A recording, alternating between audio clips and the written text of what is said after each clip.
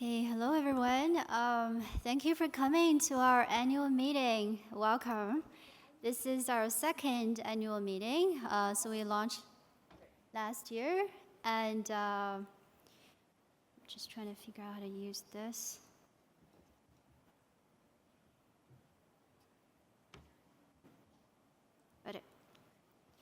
Okay, so last year we talked about the need for more support for women in science, and specifically we talked about these 10 challenges for those of you who were there. But so it's been a year. It's, really went by very quickly, and over this year we tried to focus on these 3 items that are in the boxes: career development, harassment, incivility, and lack of belonging. So this is really driven by what we've been looking at in the scientific literature.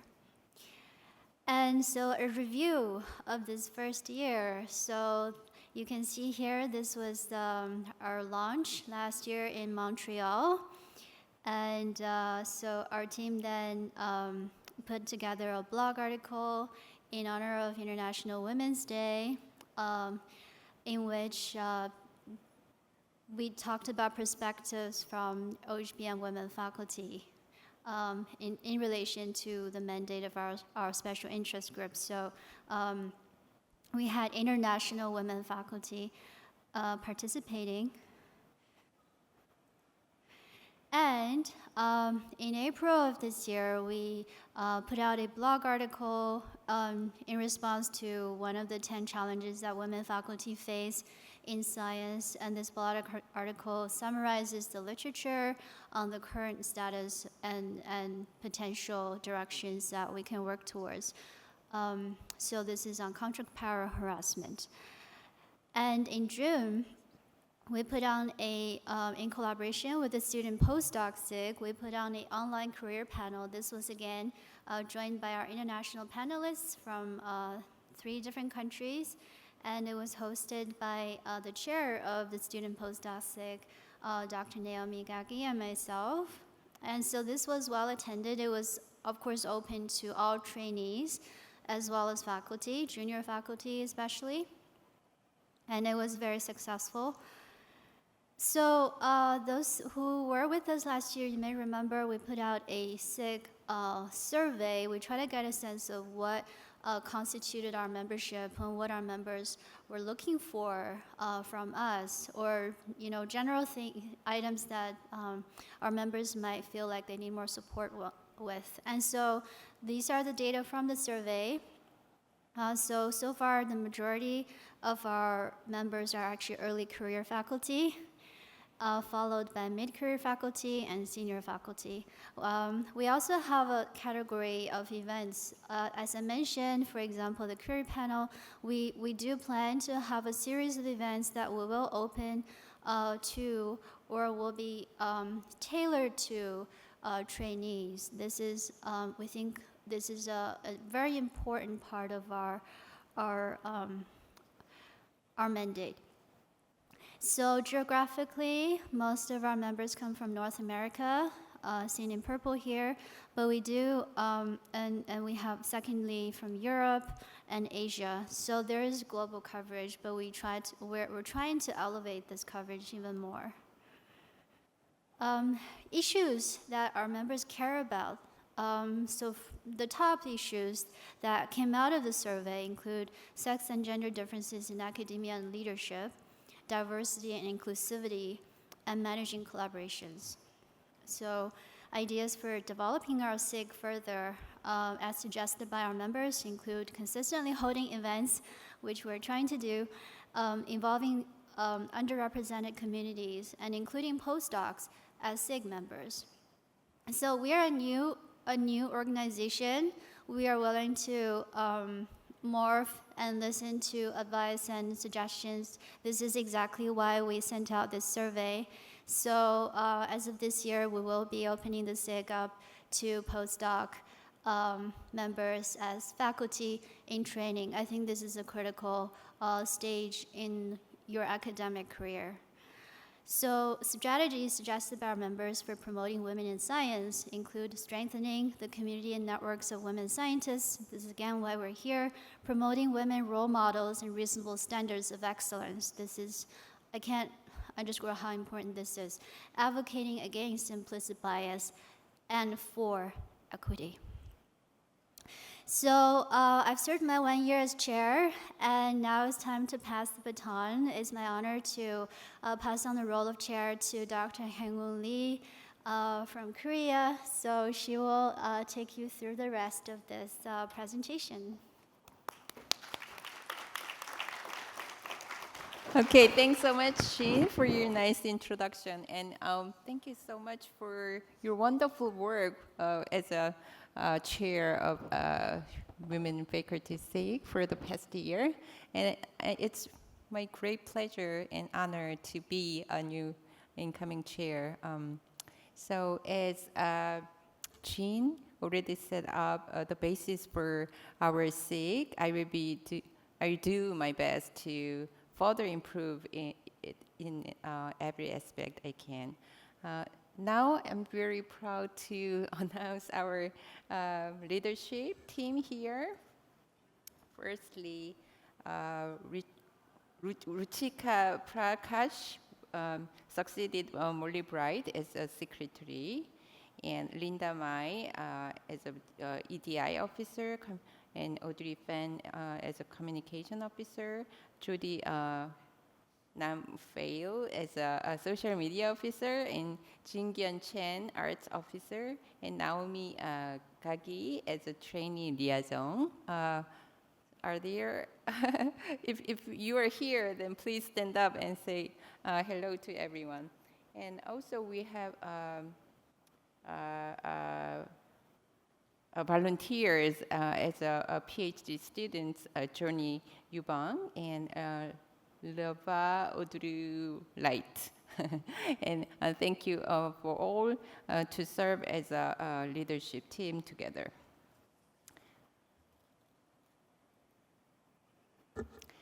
Okay, and the OHBM Women Faculty SIG is seeking nomination for the following position.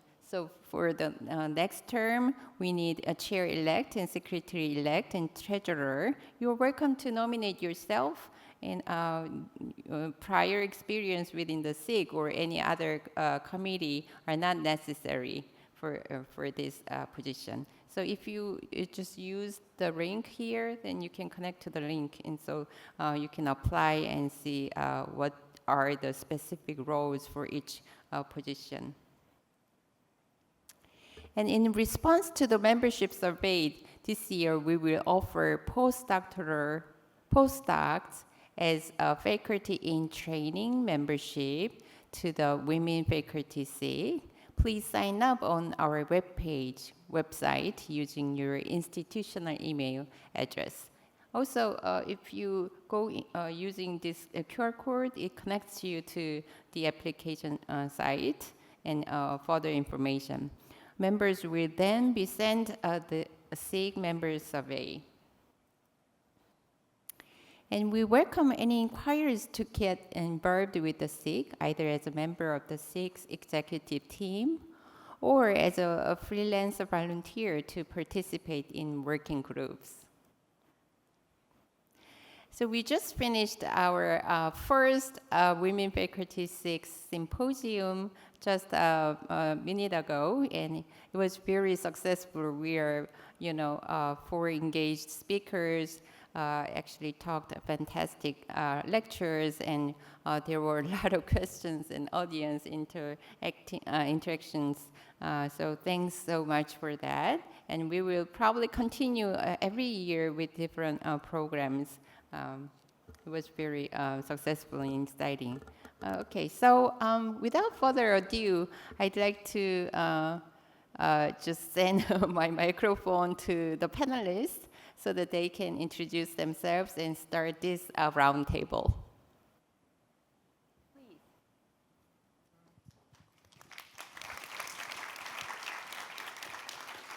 Okay, is this on? Oh, it is on. Okay. Hi, everybody.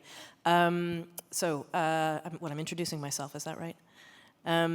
Right, my name is Carla Miller. Nice to see so many of you here today. I'm at the University of Oxford. I am I'm a MR physicist. I am also an associate director at the Wellcome Center for Integrative Neuroimaging, once upon a time called FIMRIB. And then relevant to some of the discussion we'll have today, I also do a lot of equality, diversity, and inclusion work. So for about 6 years, I've been leading EDI for our imaging center. And then for the last year and a half, I've also been I'm the academic lead for EDI for all of medical sciences in Oxford. So I think, or not in Oxford, in medical sciences in Oxford. So I guess today I'll draw a bit on my personal experiences, but also maybe on some of that work that I do, because I do spend a lot of time thinking about EDI issues. Okay, so I am Marta Garrido. I'm a professor at the University of Melbourne. My lab focuses on cognitive neuroscience and computational psychiatry research. And I'm also the director of the Cognitive Neuroscience Hub at the University of Melbourne. And I'm very excited and honored to be here today. So I'm Janaína Mourão Miranda. I'm replacing one of the panelists because I wasn't on the pictures. So I'm a professor at the Department of Computer Science at University College London, and I lead the Machine Learning and Neuroimage Lab at the Center for Medical Image Computing at UCL. And being a South American, Latin women in machine learning and AI, I think I faced this sex challenges through my career. And just to say, good on you, Janaina, for stepping up. She literally had about 2 minutes before we started to prepare. Okay, thank you so much for your introduction. So the learning objectives of this roundtable event include, number one, understand training and career trajectories of representative women faculty globally. And number two, become familiar with challenges, barriers, and factors that impact on success in the careers of women scientists. And number three, discuss strategies and solutions to promote women's career development in academia. But any other topics are welcome to discuss. And we have actually pre-registered questions here. And feel free to ask questions to the microphone as well. So let me start with number one question here. Can you briefly tell the attendees about your career trajectory and any unexpected changes that might happen along the way? What was the main challenge that you faced during your career? Yeah, I'm happy to. Before I start, can I ask to turn off that light? Because I'm worried about I'm going to be blind by the end of... If AV people, can you turn off that light?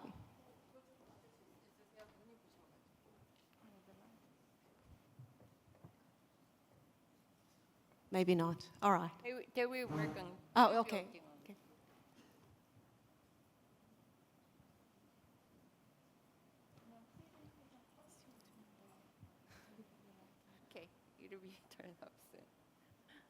Oh, yes, thank you. Now I can look at you and see your faces. So a bit of my career trajectory. So I studied engineering physics in Lisbon, Portugal. And then I did a switch into human neuroscience. I thought that the brain was the most beautiful physical system I could ever study. And so I moved to UCL, did my PhD there. I had a short stint at UCLA.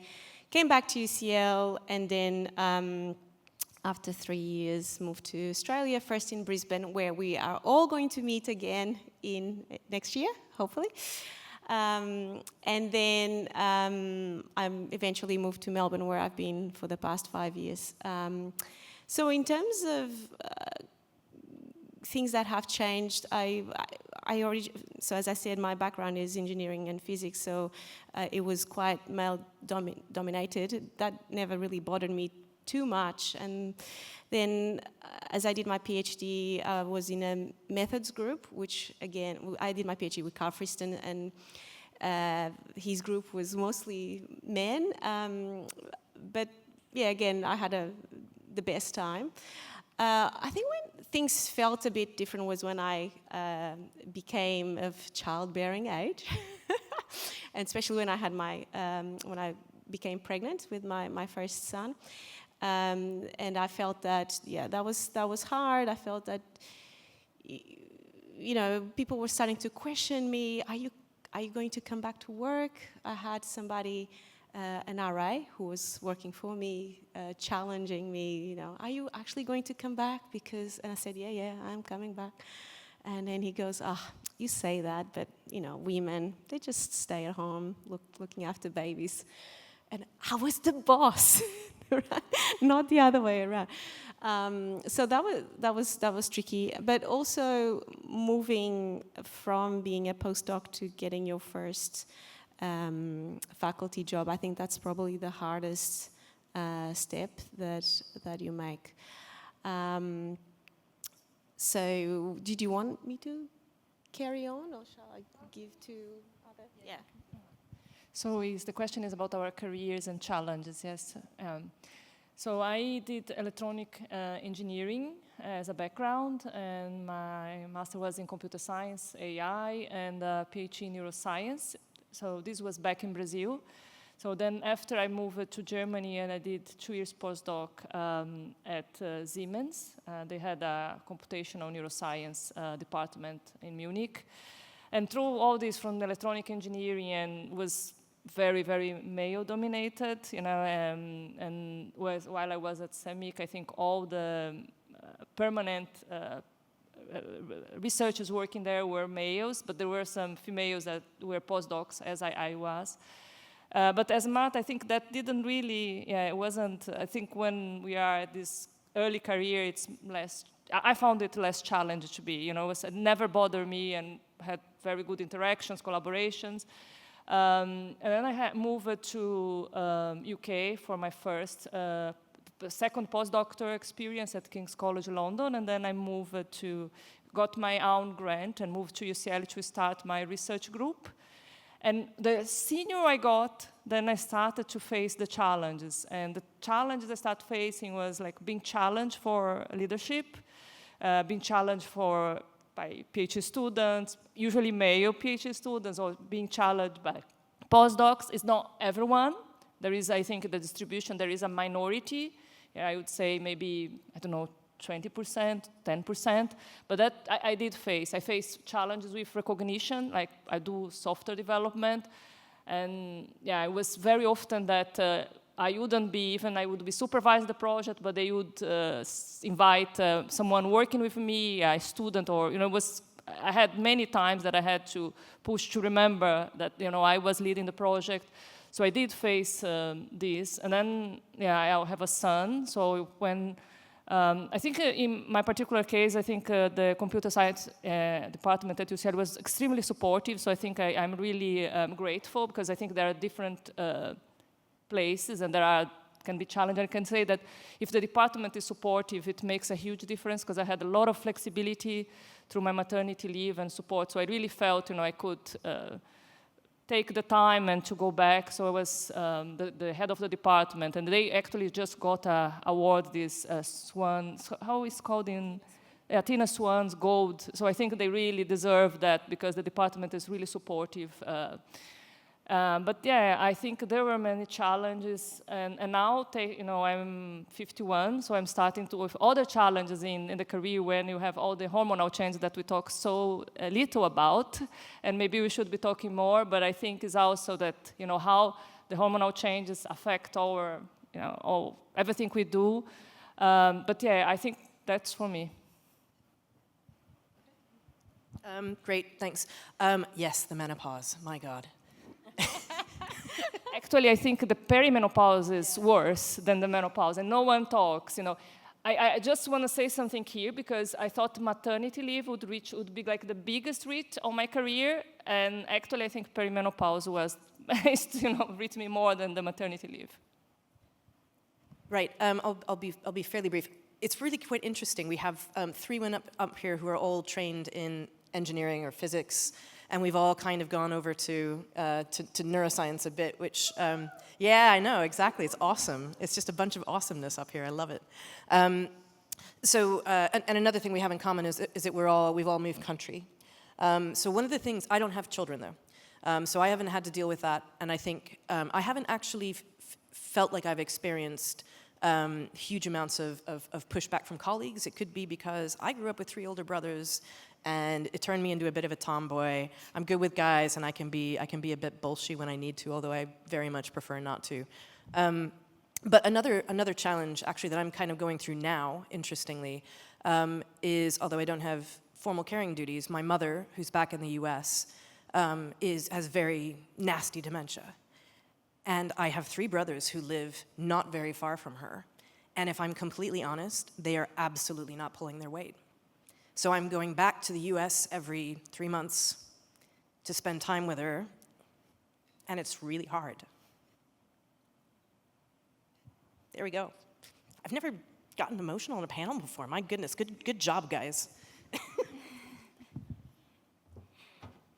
Thank you so much for that. Speaking of family, we all have families, and those that don't may be thinking of starting one. So maybe the next question could be, I don't see any questions on the app, so please feel free if anyone has questions. Just go to the microphone and ask questions. Yeah, but I think this family question is an important one. There are a lot of family questions in work and Yeah, like when so our attendees, do you have a question about this? Okay, so you go first. You said there was no questions, and I hate awkward silence. So, introduce yourself first. yeah. So my name's Shalna Deese. I'm a nutritional neuroscientist. So I dabble in a clinical field and neuroscience. I'm at Children's Hospital, Los Angeles, University of Southern California. I was wondering, actually, what you said about, one of the biggest challenges that you faced was as you got more senior, that, you were questioned mainly by people who were younger than you, like your trainees, and that is something I've actually noticed. So I'm assistant professor. I've been assistant professor now for 1.5 years. I look a lot younger than I am. And that's been something that's been really challenging for me recently when you have postdocs and grad students just completely disrespecting you. And so I was wondering if you could provide some advice of like how you actually navigated that, because you're like, wow, I finally made it. I have a job, and all of a sudden nobody respects you. And so that resonated a lot. So I was just wondering if you could speak a little bit more about your advice in that realm.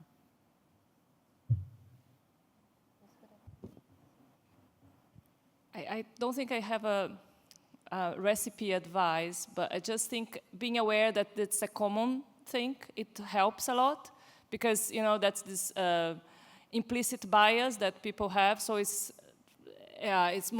almost like it's not. I wouldn't say it's not the person's fault, but it's like a cultural thing. So and understand that it's not maybe personal. That many women in the leadership go through that, give us a different perspective, because then we might start thinking, did I do something wrong for this to be happening? And no, because I used to look at, maybe I was too nice, and then I had male colleagues that were nicer than me and never had to face that. So then I wasn't that, as well, because I was being nice. So I think it's the understanding that this is a problem in the society that does help, I think, to get the strength to deal with it. But it does also take energy. Yeah, inevitable. Yeah, completely agree. I think it depends a little bit to the degree of disrespect. So there's certain things that that might be best to ignore and just keep being persistent to your point, repeat, with your advice, and keep being the boss, because you are the mentor and the supervisor, and you're doing your job. But there's certain degrees that if it crosses a line, then you can say, oh, look, this is this is the values of the lab, and this is how we expect that everyone to interact with each other, and I respect you, you respect me. That's what I'd say. Yeah, so I think one of the things that I think we just have to, so we have to appreciate, as Janina says, that this is something that happens. It often does come not from a position of active disrespect in their mind. When we're talking about, what people often assume, call microaggressions. I hate that term. I prefer sort of subtle acts of exclusion, right? Often these are quite subtle things that people are doing that nevertheless undermine your authority. And I think when you appreciate that where it's coming from oftentimes is a place that they don't even realize necessarily that they're doing it. They don't quite realize that they are not treating you with the same respect as they would other colleagues. I think when it comes from that kind of a place, be pragmatic. This is human behavior. We're all socialized in this way, including women. I sometimes find myself, I will catch myself thinking thoughts that I think, if this was a man in front of me, would I have had that same thought based on the same evidence? We all do it. Women do it, right? So when you come at it from that perspective, I think one of the things then is, it's an unfortunate reality. We are going to face it. And I think one of the things that I learned quite early on is that sometimes what you need to do is you do need to adopt more of a professional, serious persona. It may feel uncomfortable at first, but actually it is something that it can become part of your regular interactions. One of the best things I ever had in my training was I did a public speaking course during my PhD. And one of the things that they pointed out to me, they did the horrible thing of being videoed. I don't know if you've ever been videoed. You should do it, but it's awful. It's so horrible. And they played it back to me, and they said, your body language and the way that you're speaking says, in so many ways, do not take me seriously. And they gave me a few tips of how do you convey that I am a serious person and you should treat me with respect. And sometimes those little things, because we're talking about implicit biases, right? We're talking about things that are very ingrained into our minds. Sometimes those little things can really help. And it's something that I have regularly tried to pass on to other people who I've been mentoring, and it really does help. Now, should we have to do that? No, of course not. We shouldn't have to do these things. But I think with some of the things that we're talking about today, we just have to be realistic. We'd like the world to be different, but if we wait for it to be different, our careers are going to be over, right? So I think sometimes those sorts of changes to your own behavior can really go a long way to dealing with some of these issues that you're going to encounter, and they start to become natural with time. Thank you so much. That is a very important question. And this also came up during our online panel. So if I may, there are two pieces of advice that I wanted to just bring to this in-person panel. They came from one of our online panelists. Number one, so if things do get out of hand, not everybody is going to be reasonable. So you can talk to your leadership, get their support. Do not act emotionally at any time. Always be professional. And number two, don't blame yourself. It's not your fault.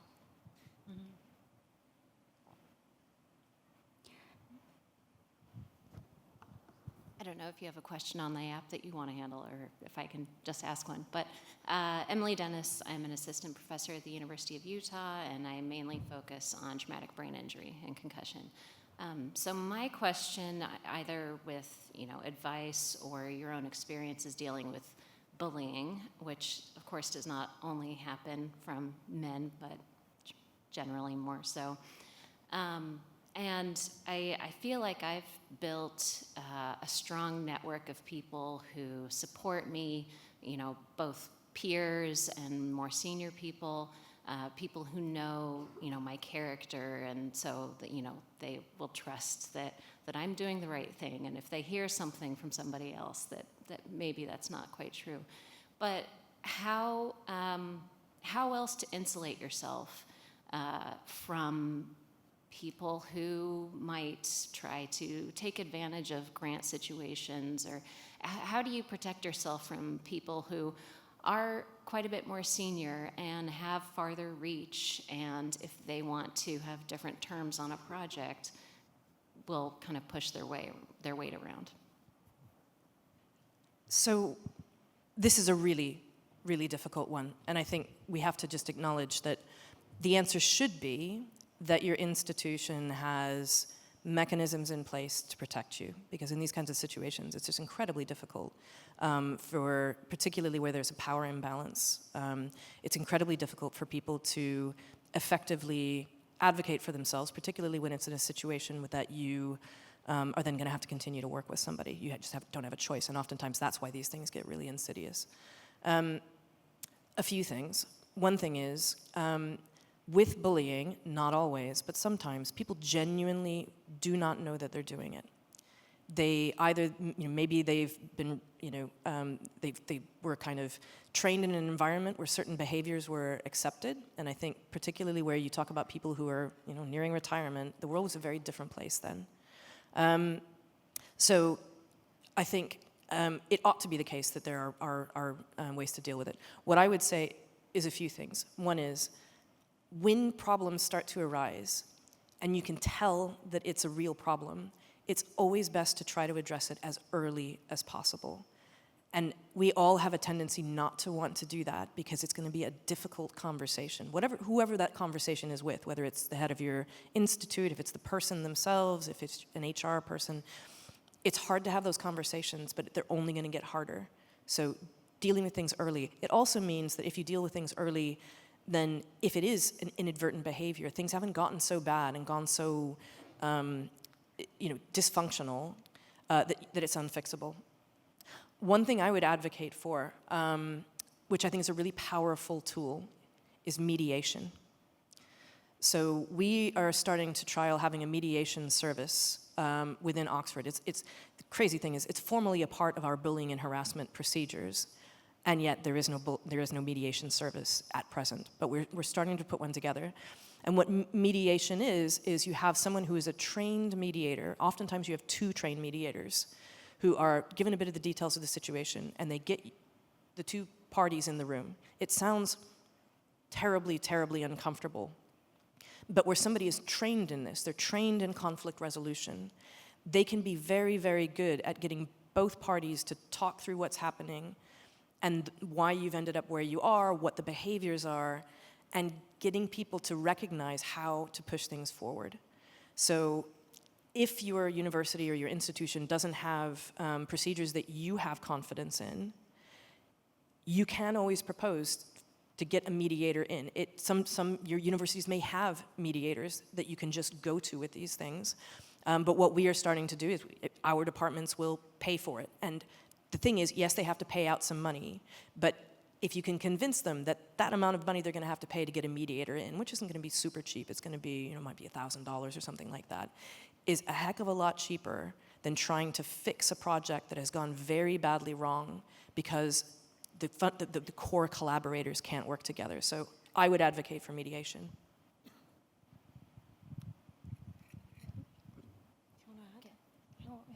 For this child. I think there are, if I understood well, your question is when is someone higher in the hierarchy and then there is a project. So I can comment for next, I don't think it's how I dealt with situation more than advice to do is necessarily the same, but I think what I had the experience of being a project and not receiving the recognition, and was obvious there was not continuously not receiving the recognition. And I talked to the person directly, and the person was totally didn't notice, but said it would change, and the situation didn't change after this conversation. And then I talked to the person above, said, okay, the situation is not changing, and I'm not happy. And it didn't change. Still, that everyone recognized that it made sense, but in practice, never changed. So what I did in my career was, okay, I just started not collaborating, not working with these people, move away from these people because there was no way to. So now I'm very selective on with who I collaborate, which department I collaborate, because it's very difficult to do. And there is the other extreme that I experience is like, I don't know if I can call it harassment and bullying, but from younger, junior people, which is a different situation, but there was a point that there is these levels that what is you ignore at a certain level, but there is. I had also a situation that reached a level that was not possible to I had to talk to the HR, and I had to go a little bit through this situation, which is very uncomfortable for everyone. It takes lots of energy, very stressful. And yeah, the person in the end received a warning. I didn't want to do anything critical, but I just wanted the person to say, okay, that's just not acceptable. And that's happened. But yeah, some situations, it's possible to do that, but if you are dealing with directors and people very above, I think if you can in advance not get involved, like not start a collaboration with people who don't give the recognition. But it's quite difficult. But I think with time, we start to identifying people who have traits that don't respect women the same way. It's the way they behave, and sometimes, many times, it's implicit. I don't think it's necessarily they are aware of that. Yeah, I don't have a lot to add about resolving, but maybe thinking about ways of preventing these things from happening. So you mentioned the grants. What I've done before with grants that involve several parties, it was very clear from the very beginning what the expectations were from different people. In a couple of situations, we actually signed an agreement about how much everyone was going to get. And also what would happen if the grant cuts down the funding, because this can happen. And so if that happened, then what would be the solution. So yeah, thinking about how can we prevent from things going south, and I think also being aware of the signs of do I want to collaborate with this kind of person. Yeah. One other thing I would say, this is a very practical thing. If it's not some of these more subtle things of sort of implicit bias-based disrespect, if it really is bullying, one of the other things that's really important, and it's not fun to do, I've not had to do it, but I have had other people have to do it, document what's happening. Document it on the day. Particularly if this is a part of your working environment that you don't have control over. So, for example, it's your boss doing it, or it's you can't easily get yourself out of that situation. Then documenting it is the single most useful thing that you can do for your institution. Date it, say exactly what happened, and that's very, very standard advice. But if you only hear that advice at the point at which you're starting to start processes around a bullying situation, it's hard for your university to do much. So, if I may, regarding documentation, something that a lawyer friend also told me is if you're angry, don't send an angry email to your whole group. Try to keep it to, just the one person, most likely your leadership, that could help you. You don't need any more trouble. Right, that's actually a very important tip. I actually like to ask this question from the list of questions. Do you have any tips on networking? And do you have any advice for academic rookies about networking and especially socializing with senior researchers despite the lack of mentionable accomplishments? Despite the lack of accomplishment. But just generally about networking tips. Maybe in the sense that maybe how men and women socialize differently and just being less shy. Maybe coupling this with like imposter syndrome, just this general, opening up, networking strategies. Yeah, I mean, it's interesting. So I never think of myself as doing networking. So I know that so that aspect of it I kind of find hard to comment on. I mean, one thing I will say is that I have generally found most people, if you're interested in going to talking to them because you're interested in their work, most people I have found to be really quite open. And I think a key thing is be yourself. So, I know I said you kind of sometimes have to, adopt a professionalism that doesn't necessarily feel like you. But I think one thing that I have found to be kind of a universal for most situations where you are kind of putting yourself out there, including in interviews, is that, you know, scientists, we're all geeks, right? We all like science. And if you show a genuine enthusiasm for science and you show a genuine interest, then most people respond really well to that. And probably that is, you know, a real part of your personality. So I would say lean into that side of things. And you know, if you're being friendly and you're showing interest, I think most people will respond to that really positively, even if they are more senior. Well, I mean, should we talk about networking and then come back to imposter syndrome, or? Yeah. Yeah, so networking. I think if you are here in this room, you all have some accomplishment, right? You are presenting something, and you're excited about it. So it's okay. You don't need to have, you know, if you are early in your career and you only have one project, that's fine. Talk about that and ask for feedback. But also, people like to talk about their work, so ask about their work, what they're excited about, and you know, it's just at the end of the day, we all people, and think about also that person quite possibly has an imposter syndrome too. So I'm not sure if you were at the first session. Silva, the next chair, said everyone has imposter syndrome, even when you are later in your career. So yeah, you have it, they have it, everyone has it. Maybe a little bit of imposter syndrome is healthy. It keeps us intellectually humble. I don't know, I agree with everything. I don't know if I have much to add, but I think I agree with Carla that the being passionate overcomes this barrier, because I think I have two layers. You know, one is by being women and the other is by being Latin American. So like, there are two things. Even men who are Latin American have this barrier, so it's like a double. But I think what helps me to overcome is because I get so passionate about some research or some research that I'm doing, or some research that someone is doing, that I want so much to interact with this person that I just overcome whatever, you know, this uncomfortable situation or this discomfort to go there and talk, because I really want to do the research. So then it just happens.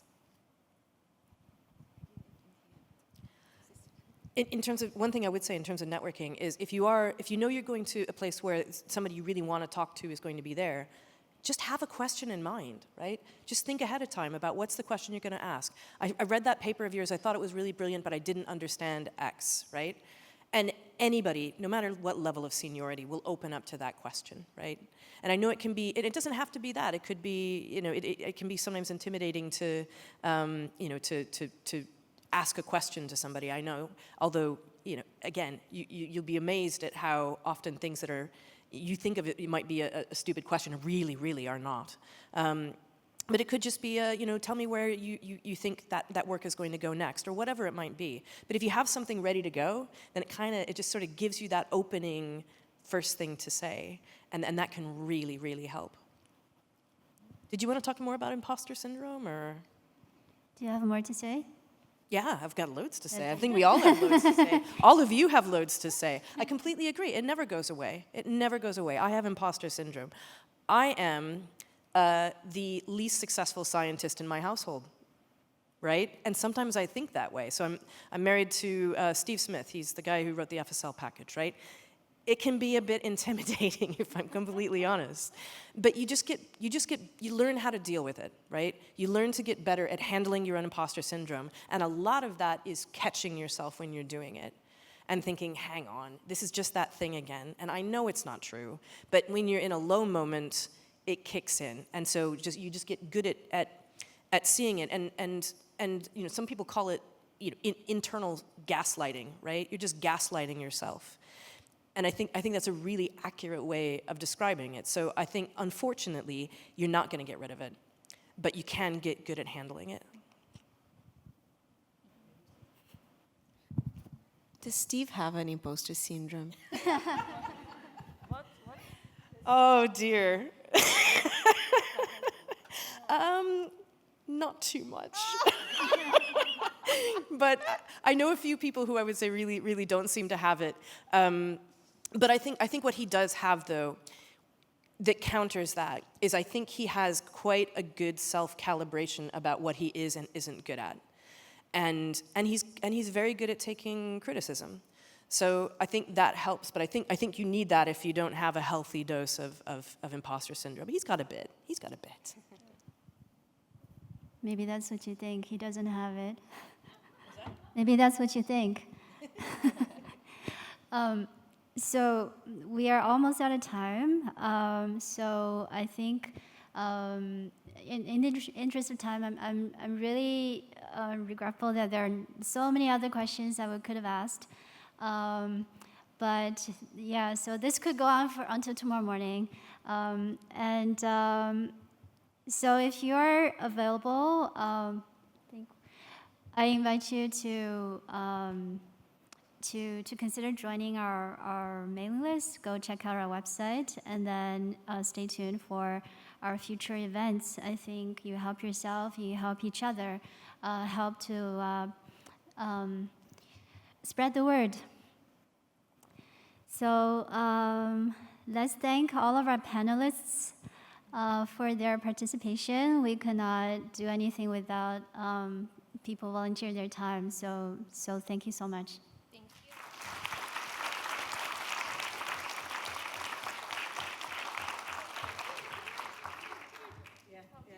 And there are pins that we made for our SIG. If you don't have one and would like one, that's really the latest fashion. Please come and grab one.